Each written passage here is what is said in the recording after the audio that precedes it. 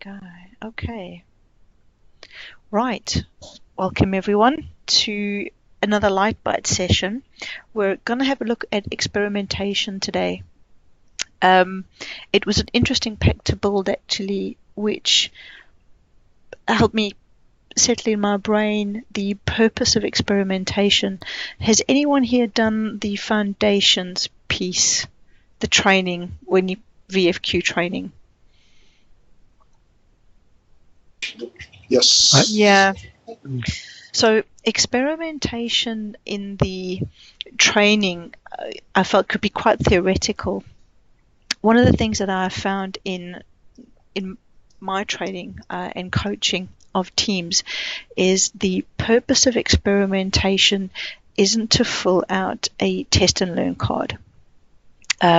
It's something that's really fundamental to the thinking of how we approach a problem.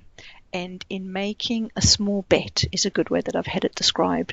So it's around understanding risk and trying to reduce risk as much as possible so that you take a small piece of work and move it towards the goal as much as possible.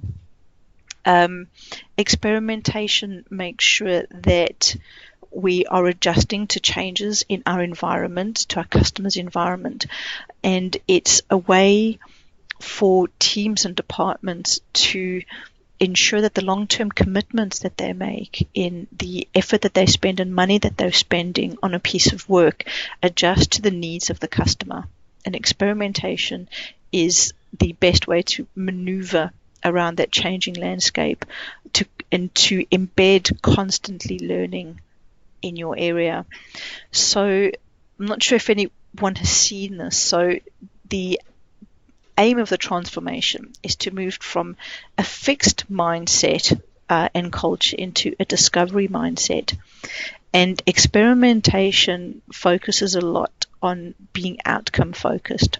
So a fixed mindset is thinking about method. We have our waterfall, we have deliverables, we have our processes, we have our SOPs. Moving to outcome focused, which is understanding what does a good outcome look like and taking small steps towards that outcome rather than using an existing method to march to it. This is about understanding what does the path actually look like. So it's about shining a light down. It is something that's used, it can be used in every single phase of a piece of work. And the bigger the bet, the bigger the risk, the more we would encourage you to use experiments. In places where it's a service environment, for example, where you may have smaller pieces of work that you have to do, an experiment on every single request that comes through isn't really necessary. The purpose of experimentation is to move an unknown to a known. So where something is really clearly understood, articulated, experimentation isn't really necessary. But where you are not confident about what you need to do and you don't have enough knowledge about a solution or how to reach an objective, that's really when you put experimentation in. But when you've got both knowledge and clarity of the outcome, you wouldn't look at experimentation. So it's not something you would do all the time. But there are very specific areas that you would look to do experimentation. And it's part of understanding when, in the bigger pieces of work, about when your goal is valuable. So you would experiment to make sure that you're clear on if something's desirable. So is it what the customer actually wants? So you would use experimentation for that. You could use it to understand the expected costs or effort that is needed in a piece of work, which is part of the viability. And then feasibility is you can take a small little piece of it and understand actually technically, or do you have the technology to deliver the outcome and the people and the knowledge and capability. So experimentation is all about discovery and taking these small little pieces of steps towards an outcome. Does that make sense to everyone before I carry on?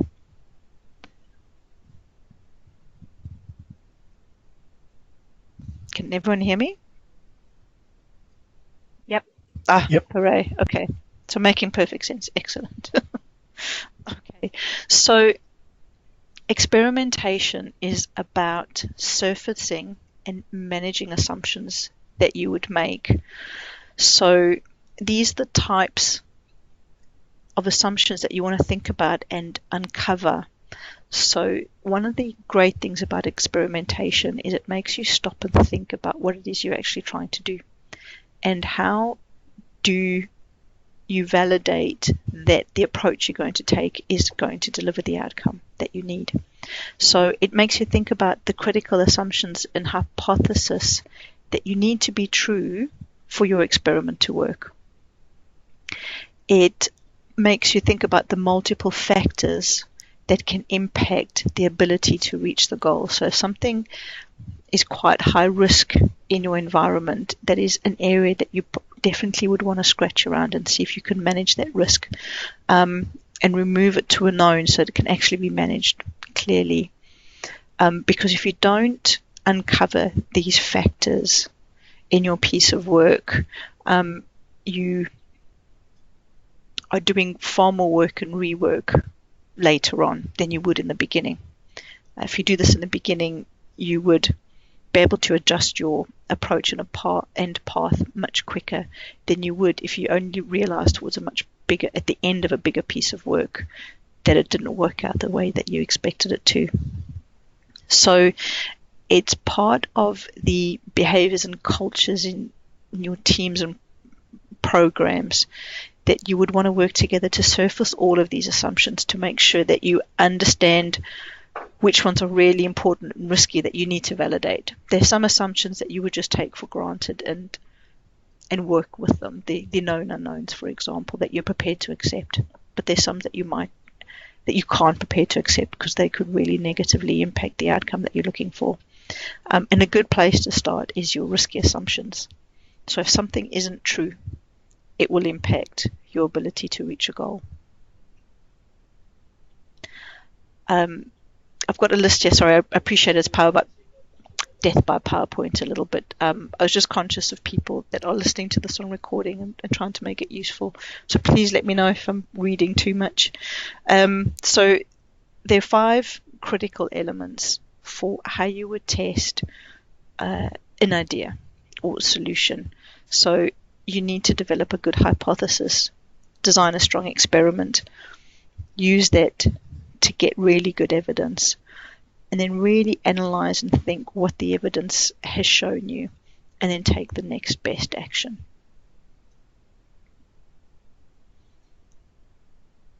So this is the test and learn card that it's fairly common, and this is what the template that Emergent have provided us with.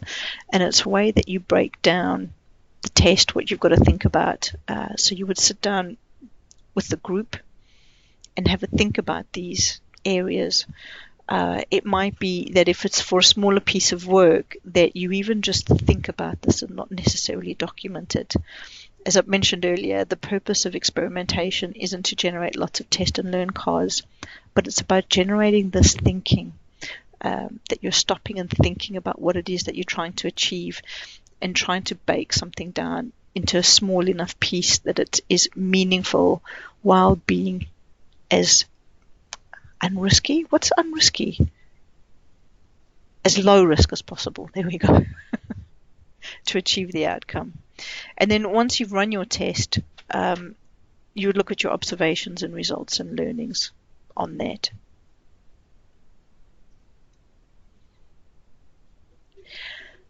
Any questions on the test and learn card?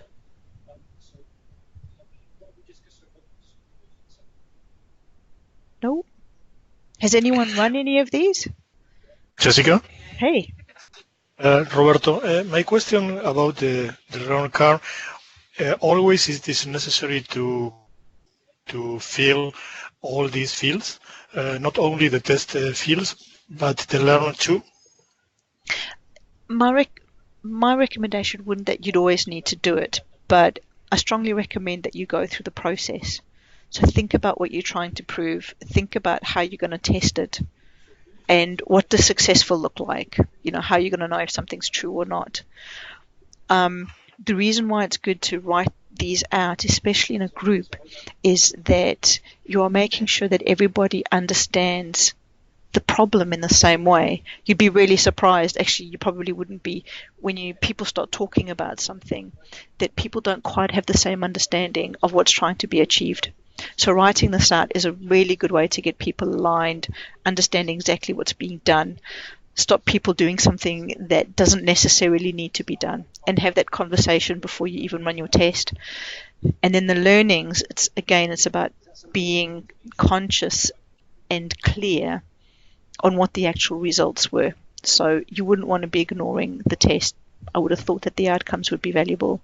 So again, it's not important about writing it out, but the process itself is really, really valuable. Okay.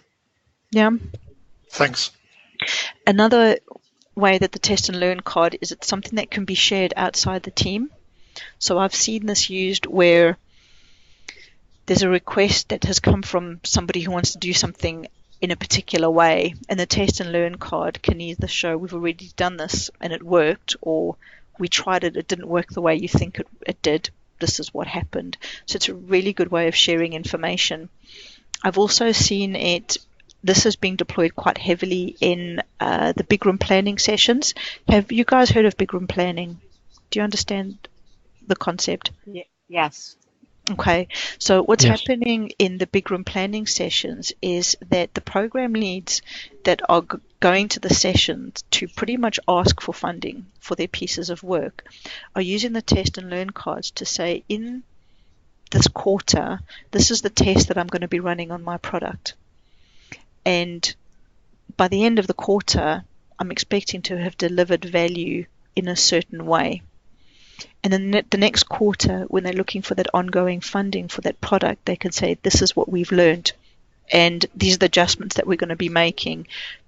And so you keep talking about the value, the success that you're expecting to deliver, and every single quarter saying how the project has done, the learnings that they've done, and what the learnings have been, ideally with the value that's been delivered, with an expectation that as you are learning that you're adjusting constantly. And this is something that is being done at a leadership and VP level for product management. So every 3 months people are, the experiments that you're running with the improvements that you're making in your area. So it can happen, and then it can happen down at team level where you've got a problem that you want to solve as a team, to talk around it and, get a solution for it that works. Does that make sense, especially around the BRP part?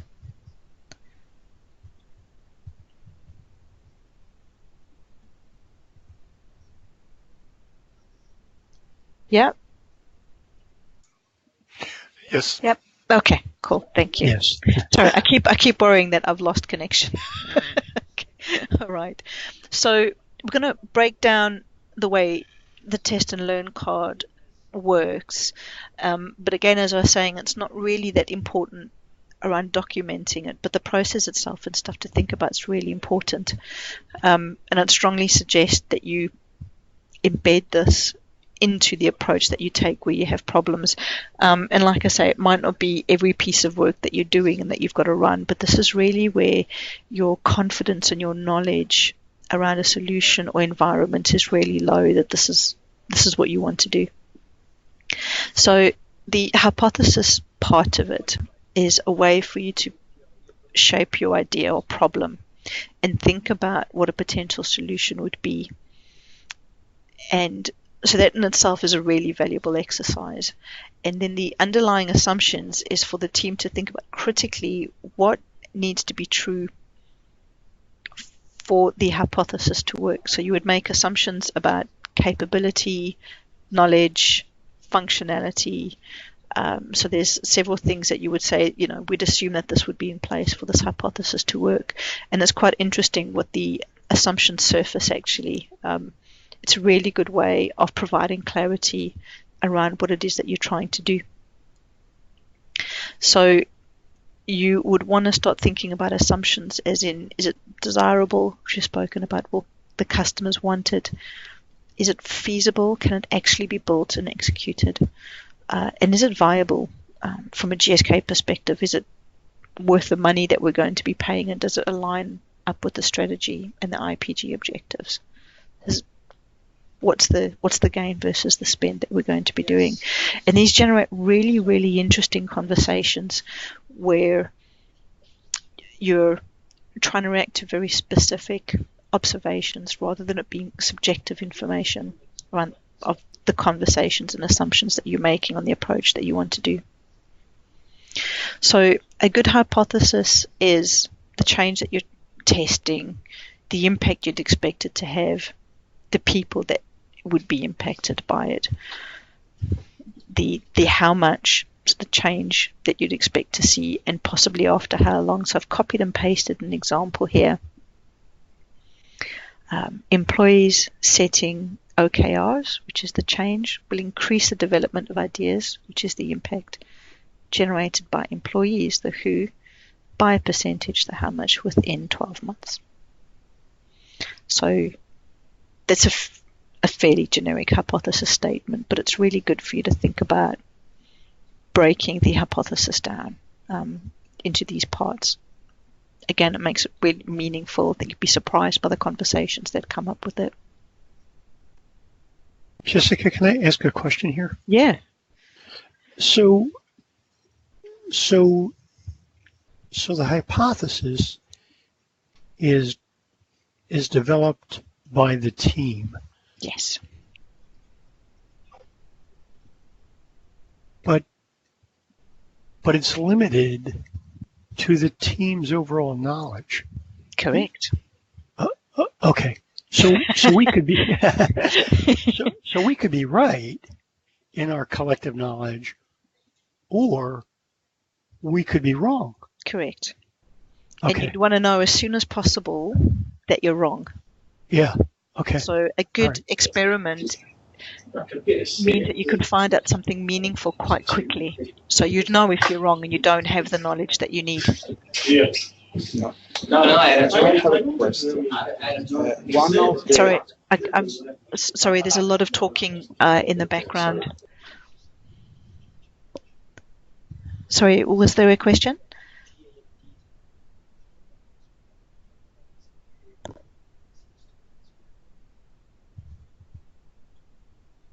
Oh, we have a chat.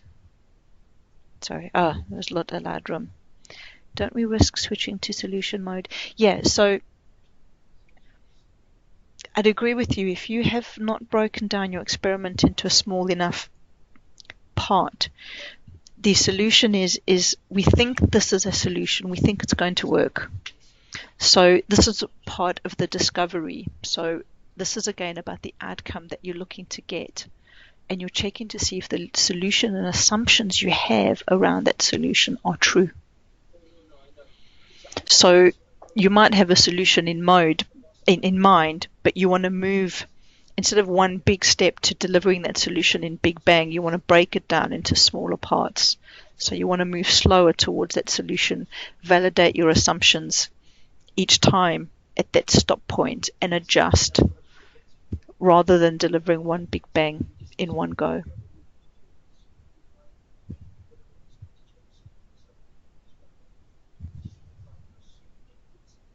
No problem.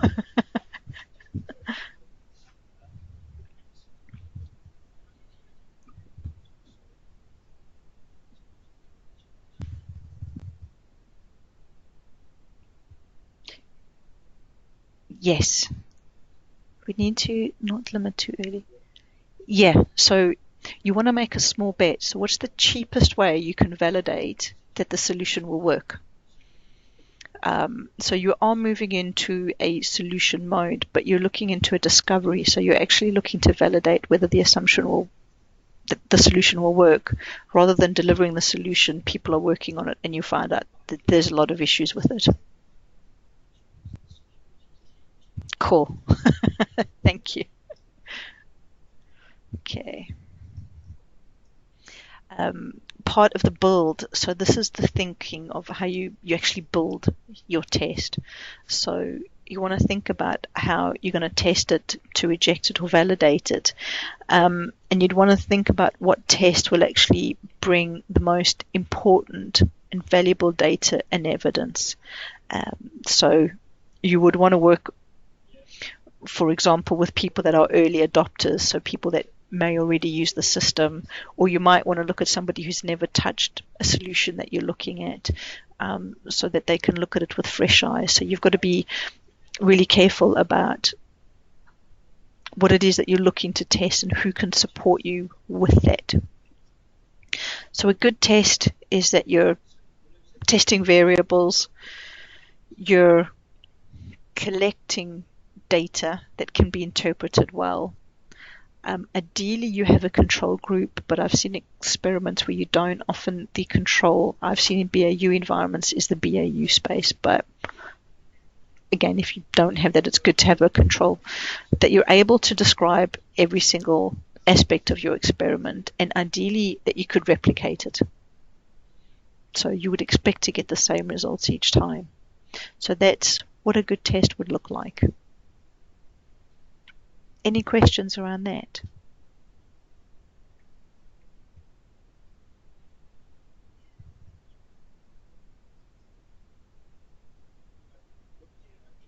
Okay. So measure, so this is the measuring and success. So this is very subjective to your environment, but these are the ways that you want to design the metrics on what it means to validate or reject your hypothesis. So it is really about data, being very clear on what success looks like. So what is the outcome that you're looking for before you even start your solution? So it's not about the solution itself, but it's about the outcome that you're looking for. And then once you've run the test, that you're analyzing the data and gain the insights. So again, as I've mentioned before, this can be something, an experiment that runs a week, or it could be something that's run over 3 months, for a massive project. So you want to be very specific about the approach that you're taking, the assumptions that you're making, the outcomes that you're looking for. It provides clarity for everyone involved in that piece of work on what the actual goal is. It's really, really important. Keeps people aligned. With the information, then you're able to look at the data and the evidence, and you can validate the outcomes that you've had. So what does real actually look like? So you're not looking at a predictive path, but you're looking retrospectively at reality. So what actually happened? That's the interesting thing about running lots of experiments, is you don't plan ahead, but you build steps small enough that you're able to get a data point of reality of what actually happened versus what you plan would happen. So those of us who have been around in AARs, we've been around thinking, what we thought would happen and what actually happened, could write books. And the aim of this is that you don't even think about planning. It's a waste of time. Plans rarely come to fruition. This is about using data points for actual reality to make your decisions, rather than using predictive information. And again, you would only really use this where your knowledge around a process is low.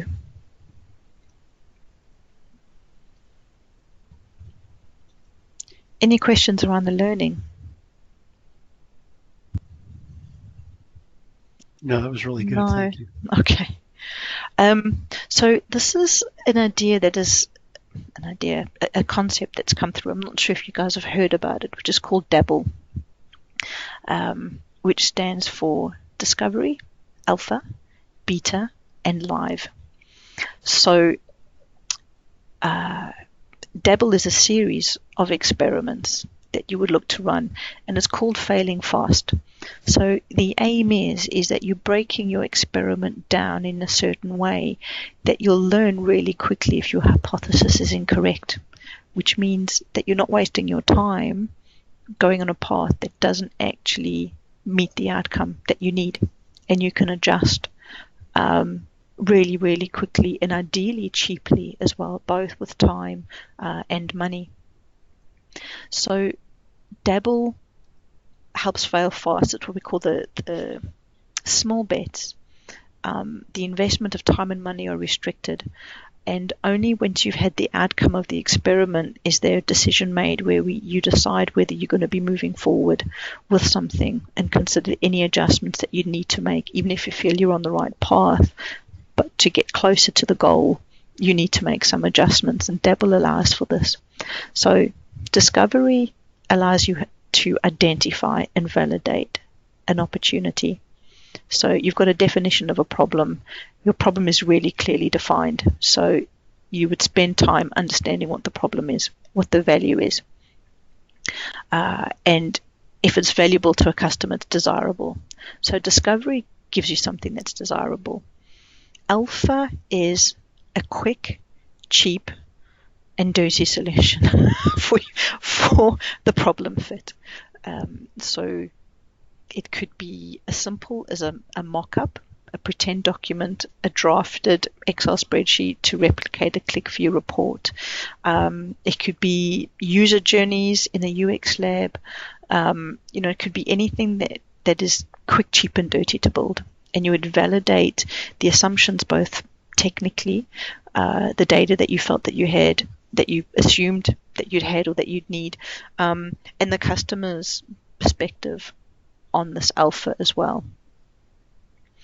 The working beta is often on early adopters. So if you have an alpha, a test environment, for example, you could launch it to a group of early adopters to understand, once the adjustments that you've made here, launch it to a small group of people, and you'd actually there be able to measure outcomes, review and adjust again, and pivot as required, because you'd have very quick feedback from the users in the experiment that are part of the test and part of the learning as to what's working well and what isn't.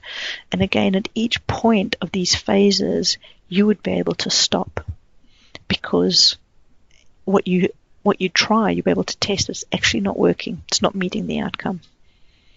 So you may be on the completely wrong track and you decide that you need to build another solution. Another solution needs to be tried.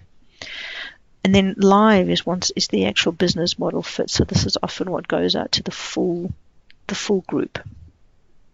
So all the things that you've tried, you've got viability, feasibility, and desirability really well lined up. And there'd be ongoing feedback to maintain that service or product. So does Dabble make sense to you now? And I've mentioned it before and I get blank looks. This is what Dabble is. I think it's very cool.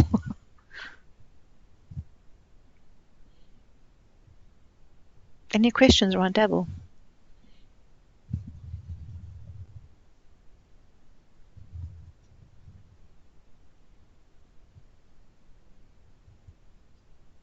Can you guys still hear me? Yes. Yes. Okay, awesome.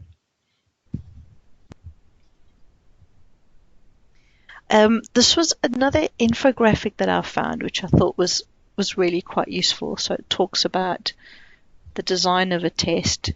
You hypothesize, you experiment, you get your evidence, get your insights, get your actions, go back to the design, and you would keep doing that around the customer's problem and the value that you want to unlock until you're actually ready to loop out, because you've got really, really clear fit and you've got a solution that meets the needs and fits your business model. I thought this was a very cool little infographic.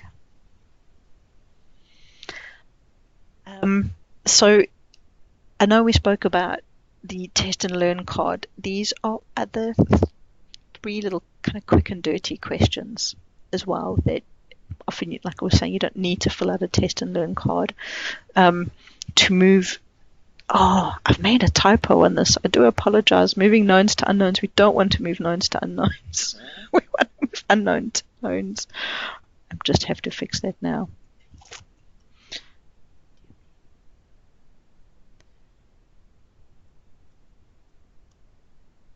Huzzah. That by not filling out a test and learn card, these are 3 questions that you can have in a smaller group for approaches what are you trying to learn? What change can you make that will result in improvement?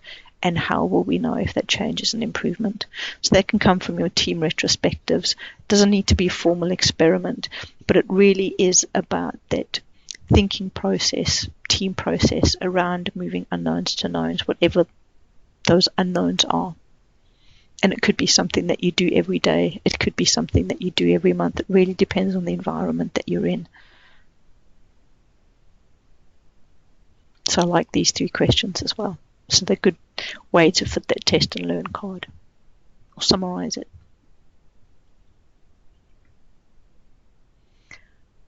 And that was it. My love about experiments is it's all about surfacing assumptions. Assumptions are often inherently harmful if you haven't thought about it. And experiments bring out the conversations that you have in a group about what you think something is and what you think a problem is even, and the assumptions you're making about a solution and how it will solve that problem or unlock some value.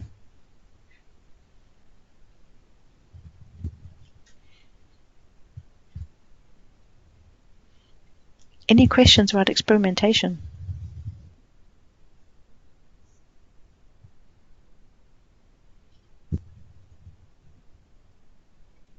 This is Rodolfo, Jessica. So what you have explained, right, looks applicable to a project which is developing a solution, typically develop, an IT system. I can understand, this can be applied, right? So, but, in our tech security and risk, we very often work together with teams that are designing system. But if I think at the work we do within our team, not very often we do something like this, right? My question is this approach applicable also if we do not design an application, if we do not design a new system? In my view, yes. But like I said, it really depends on your context of how many unknowns you have in your environment. So in service teams, they can be very clear. The customer has a very specific ask. And often they're going to specialist teams who know very clearly how to deliver that. And it might be more that your experiments come in on a less regular basis. So every month or few months, something goes wrong unexpectedly.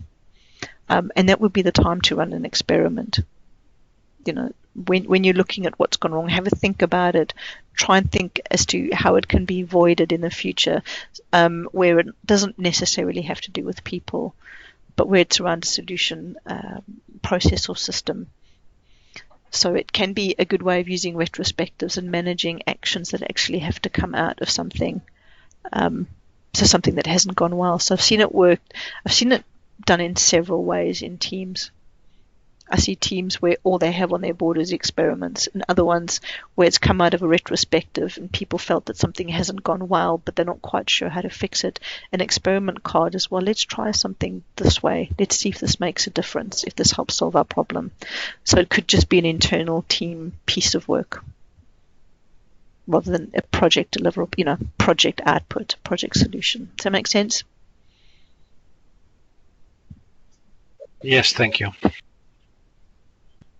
Jessica, it's Michael. I have 2 questions for you. Shoot. First, are we able to get a copy of the charts?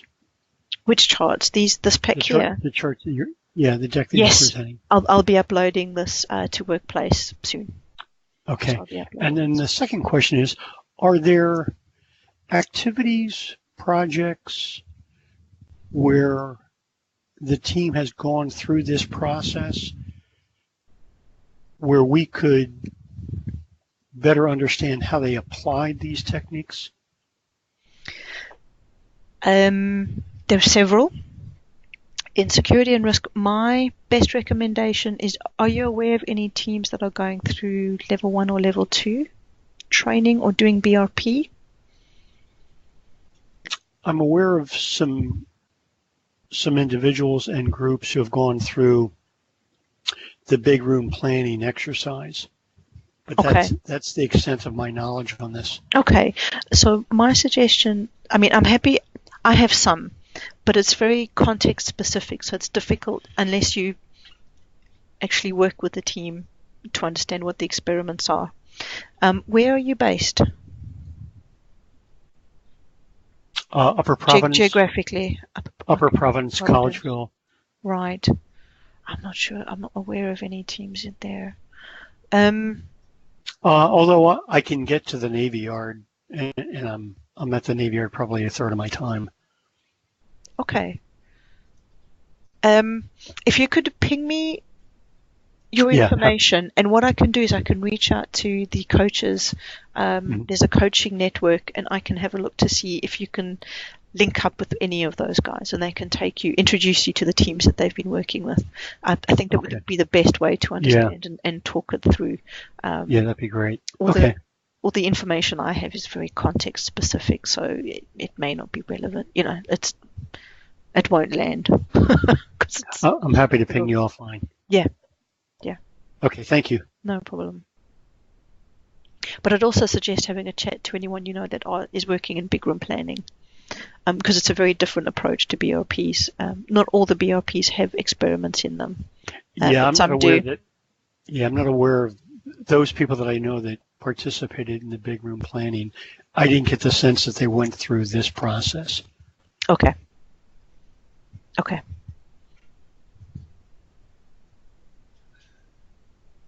Any other questions? So I think that might be a good idea for you guys to link up with any of the VFQ coaches in your area.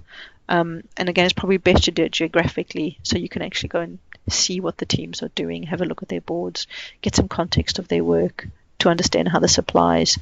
It's a very flexible process. So teams are applying them in very different ways across their environment with a varying difference of regularity. So some do them all the time and others do them less often. It really depends on the need.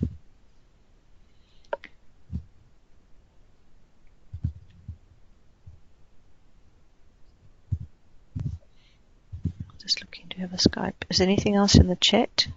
Someone? No? Okay. Any other questions, anyone?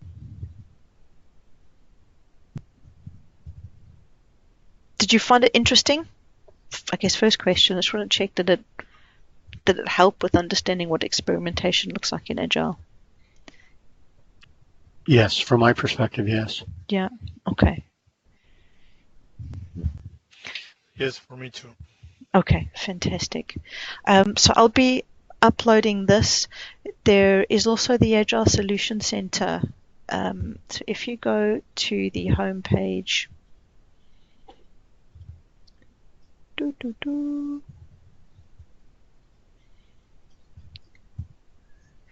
me link in. We've got a little bit of time.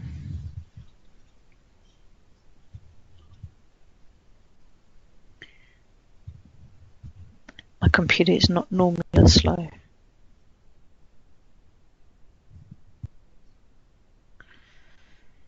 we go. Oh, okay, it's very slow. If you type in the Agile Solution Center, it will take you to pages where it talks about experimentation templates. Unfortunately, as I've seen it yet, there aren't working examples in there. And it's interesting from a tech security perspective as well, because the way experiments will run in an environment like tech and security is quite, like you said, very different to how it looks like in development. So it's something that as a department, I think we'll have to figure out, what's right for each area and how they want it to work. Agile Solution Center.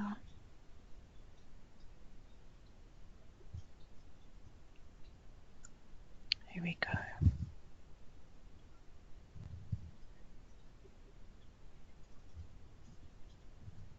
So this is the information. There's other Lite Byte sessions available here. Links, broad discovery, which we've spoken about. So there's quite a lot of information in here. There's another experiment. So there should be more information here for you to have a look at if you're looking for more context around how it's being looked at by Emergent.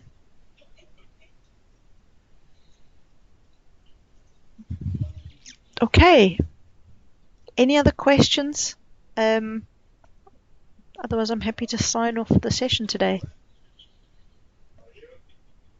This was great. Thank you. Okay, all right. And feel free to ping me. I'm happy to link you up with coaches in your area if you're looking to see more how it's being used. I think it'd be really useful. Okay.